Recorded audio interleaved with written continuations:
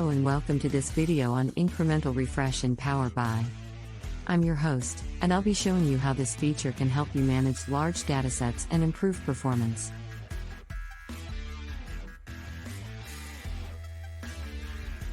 First, let's talk about what incremental refresh is.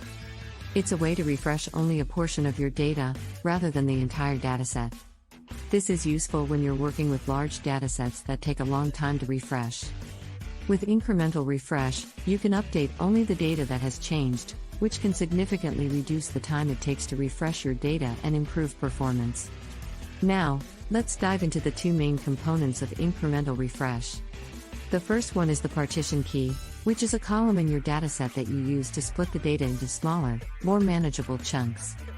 For example, if you have a sales dataset with data from multiple years, you could use the year column as the partition key. This would allow you to split the data by year and refresh each year separately. The second component is the incremental granularity, which is the level of detail at which the data is refreshed. You can set it to a specific date or time or a specific number of rows. For example, you could set the incremental granularity to refresh the data every day or every 100,000 rows. Now, let's see how to set up incremental refresh in PowerBI.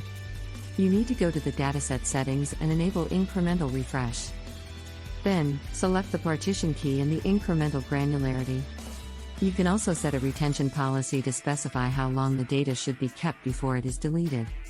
Once you've set up incremental refresh, you can refresh your data in PowerBI Desktop or in the PowerBI service. PowerBI will only update the data that has changed, based on the partition key and incremental granularity you've set up. In conclusion, incremental refresh is a powerful feature in PowerBI that can help you manage large datasets and improve performance. By updating only the data that has changed, you can reduce the time it takes to refresh your data and ensure that your reports are always up to date. I hope you found this video helpful. Thanks for watching.